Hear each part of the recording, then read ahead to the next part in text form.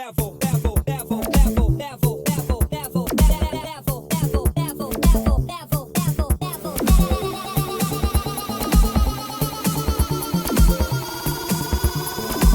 it to the next level.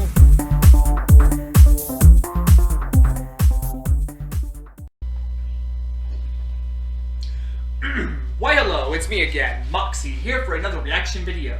Now the video I'm about to react to has been brought to us by none other than the E-Rod Blockbuster Buster. Great channel, be sure to check him out. What we're about to see here by him is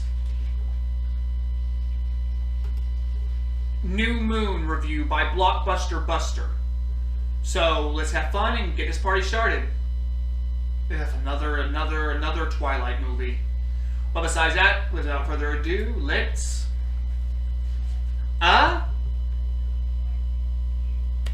go. Previously on the Blockbuster Busters Halloween Havoc.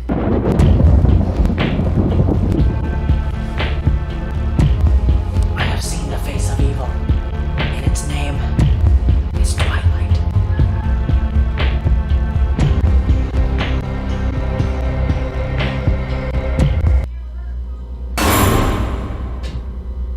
We need to help him. We promise to never interfere. To hell with it, the kid needs us. The Trinity of Awesomeness. E-Rod, it's time to stand. It's time to fight. And give evil hell. You have guts, kid. This movie only has two things, Jack and shit, and looks like Jack left town. I think we just woke the baby. Go easy on them, E-Rod. Those dead guys, they're so fragile. Hail to the king, baby. In a world of uncertainty, where movie theaters are plagued by remakes and sequels, in a world where big budget movies can still suck, in this world we have the Blockbuster Buster.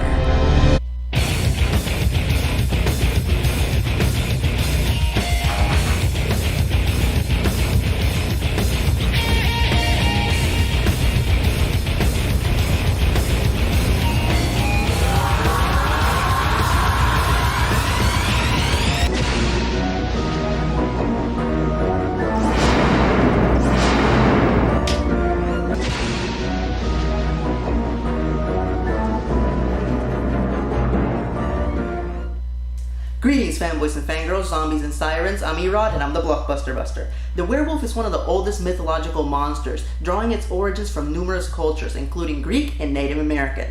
But general audiences didn't get their first glimpse of this mythological beast until 1935's Werewolf of London. But oddly enough, the monster didn't reach cult status until it was portrayed by Lon Chaney Jr. in the Universal Monster movie classic, The Wolfman. Well, I guess now that Stephanie Meyer's done raping vampires, it's the werewolf's turn.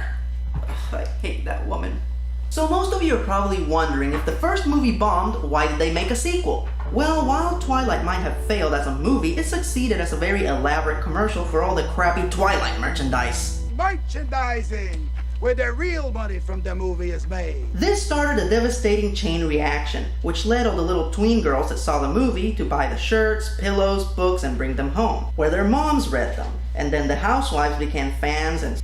As Dean Winchester once said, these aren't vampires, these are douchebags. So on and so on.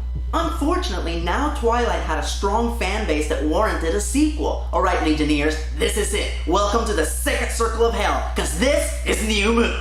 So our movie begins with a dream sequence, as our expressionless heroine, Deadpan McGee, leads Captain Whiny Pants through a field to meet her grandmother. But it turns out that it's not her grandmother, it's her reflection. Submitted for your approval. This movie sucks. As you may have guessed, Deadpan is terribly afraid that one day she'll be so old that the immortal Whiny won't want her anymore. Deadpan is Bane? Wow, fucking shock! So now Deadpan wants Whiny to change her into a vampire, but he refuses because, You're my only reason to stay alive, if that's what I am. That night, the Sparkly Pricks gather to celebrate Deadpan's birthday, when she suddenly gets a paper cut on her finger, and suddenly Hansel over here starts acting like a vampire. But it's okay, Captain Whiny Pants is there to save the damn! Man, Syndrome is a better hero than you. Oh no, I'm a new superhero. I'm Syndrome! Later, Dr. Acula tends to Deadpan's wounds, and she again asks to be turned into a vampire. Imagine the situation in reverse. Whiny blames himself for Deadpan's near-death experience, so Whiny does what he does best, whine about it and run away. Deadpan reacts by not reacting. I'm gonna keep my face away from the camera, because I don't know how to make a sad face. Deadpan tries to forget about Whiny by hanging out with Shark Boy, which ignites a lopsided love triangle in which the third member is always missing. Now, I can't go any further without acknowledging the retarded trend that this plotline started, as the Twilight drones became divided on which Yeah, you are now in love with the guy that's mostly known for his six-pack.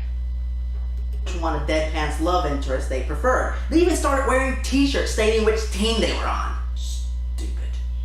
Okay, if you must know, I'm on Team Grandpa. So apparently the town of Forks is on high alert because the woods are being haunted by werewolves. The thing about werewolves is that they can look like people, so they could literally be anyone. Hi, Rod, hi! Oh, hi, Nerdlinger. I think the werewolves are those shirtless guys hanging out over there. Oh, you mean those guys over there, hanging out in the woods, alone, shirtless. Where have I seen this before?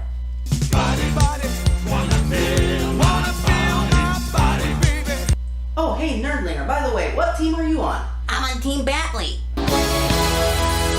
So, yet again, like the movie that came before it, this movie flies by the 30-minute mark with zero conflict. Ugh, please, I'll take anything. Baby girl, you make me feel. Now, if you remember the first Twilight, Blondie Bear was killed by the Sparkly Prince. So now the rest of the Black Eyed Peas want revenge, and will.i.am is about to get himself a piece. What? The werewolves are defending her? So it's going to be vampire versus werewolf? This movie's gonna have a classic monster match? Well, maybe I've been judging these movies too harshly. Wait, why are you following her? Go back! Go back! Ah, fuck! Does anybody hear clucking? Ah! So Deadpan is faced with a dilemma. She can No offense, but I'd watch the G.I. Joe movies over this any day. either be with the expressionless asshole who bailed on her at the first sign of trouble, or the reliable guy who will literally give her the shirt off his back. Her choice is obvious. The asshole. Did I mention that her middle name is Dumbass? Meanwhile, the local Yeah, I have noticed that. What is that? If a guy's nice and kind and gentlemanly, you avoid him. But if he's an asshole, hey, we're all for him. Where is the sense in that?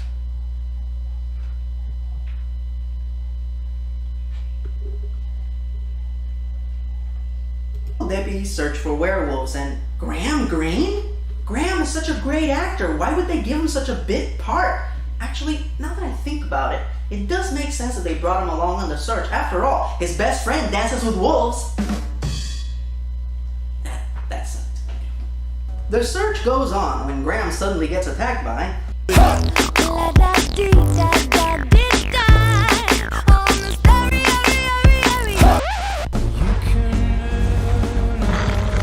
Okay, now it's going to be werewolf versus vampire. Ah, fuck me! Coincidentally, Fergie dove off this cliff and into the precarious waters below at the exact same time as Deadpan. And why would Deadpan willingly jump off a cliff? Warning, the following explanation might just be the stupidest fucking thing you've ever heard. Hearing it might lower your intelligence by 3%, which is still 1% less than the effects of watching reality TV. Apparently, Deadpan can magically see Whiny every time that she's in danger, and she misses him so much that she purposely puts herself in dangerous situations so she can see him. That's retarded.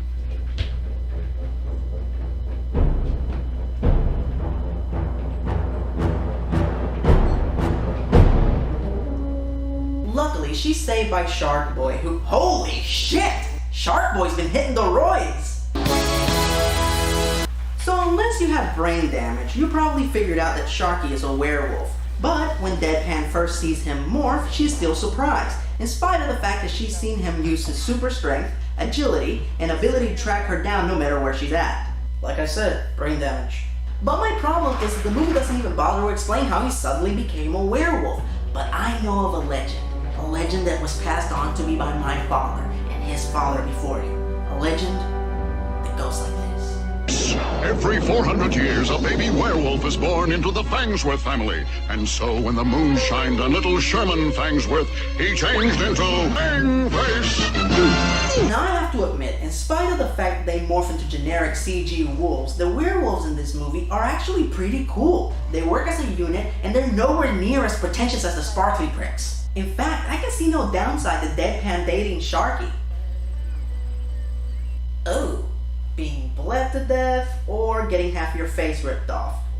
Man, I wonder what's gonna happen when my buddy Frank rolls into town in the fall. Is that what happens when Deadpan and the werewolf have rough sex?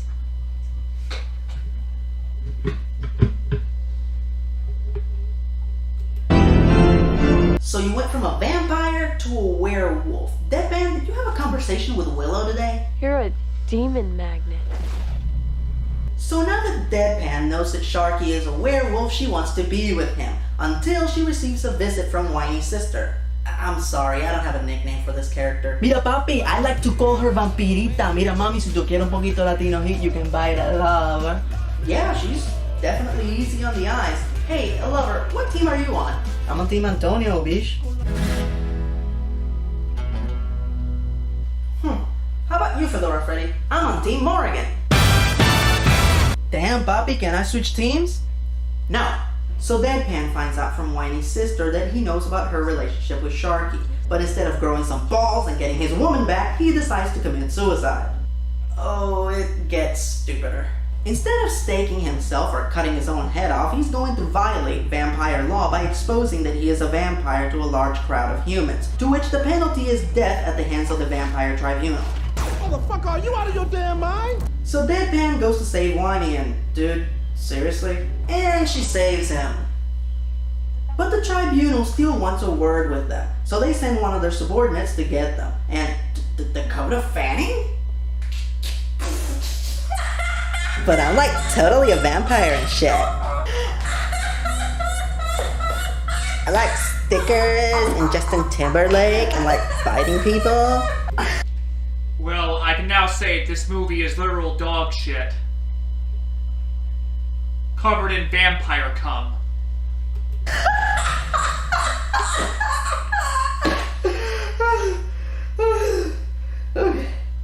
Okay. So the idiot twins meet with the tribunal leader, Mr. Prissy-Puff, who looks fabulous! The tribunal declares Deadpan to know too much, and they agree to eat her. Whiny finally straps his balls back on and gets his ass kicked. Could I see that again? Yes. Whiny's sister saves their asses by using her miscellaneous vampire power to show them that in the future Deadpan will become a vampire. So they just let them go. Good for them. Later, the sparkly pricks argue about whether or not to turn Deadpan. This isn't a life I would have chosen for myself. You know, it'd probably help your case if you would explain the downside to being superpowered, immortal, and rich. So they agree to turn her after high school graduation. Honestly, don't see the downside to that.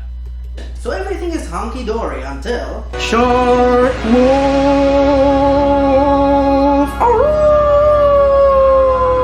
Finally, the romantic triangle is assembled, and the three main players get to have their say. Unfortunately, the scene basically goes like this. Be with me. You're too dependable. I like emotionless jerkholes. What does he have that I don't? Hair gel. I think I'm going to cry now. Nah. Now that Sharky's out of the picture, Whiny reveals to Deadpan that he will turn her himself under one condition.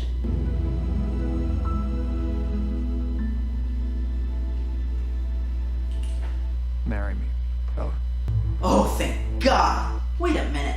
Chris Waits? Golden Compass? Chris Waits? Et tu, Chris? Consider this your second strike. Pray you don't have a third. Here I am, stuck in the middle of you. Yes, I'm stuck in the middle of you. This movie's deviantly defiant dog doo-doo. How does it measure up to the original? It's worse. I didn't think it was possible, but even less happens in this movie. There is zero conflict, as Deadpan and Fergie share less than a minute of screen time together.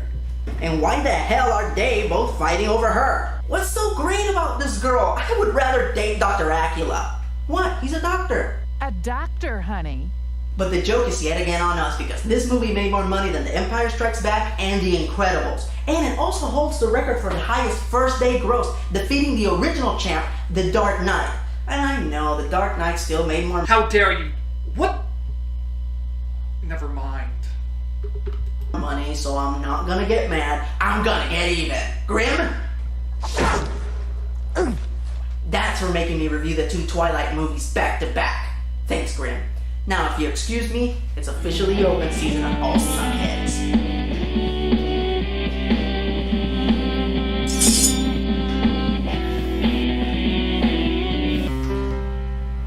You know what? You're not worthy of my hammer. Or any other weapon. Or any gimmicks. I'm gonna take you out with the 2 most lethal weapons I possess.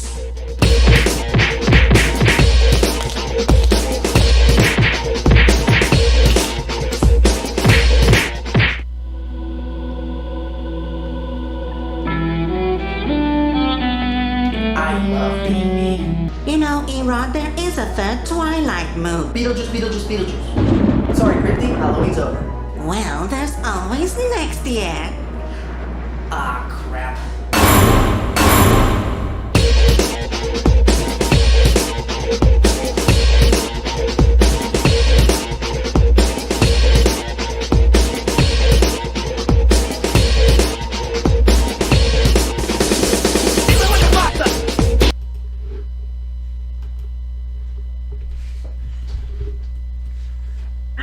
Well, I have to say, that was interesting, and I swear, the Twilight movies suck ass. And hearing about this one, this sucks worser.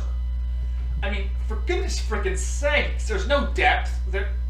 I could go into hours on why these movies suck. But besides that, this was an awesome review. I mean, I enjoyed it. I mean, this was awesomely well done. This was by none other than Erod the Blockbuster Buster. Great channel, be sure to check him out. Also, be sure to check out my channel, Moxie Reactions Plus Gameplays. Also, be sure to leave comments or any videos you'd like to recommend in the description down below. Thank you all for spending this day, and I hope you all take care. But still, I have to say, that was just plain. Now, stay classy.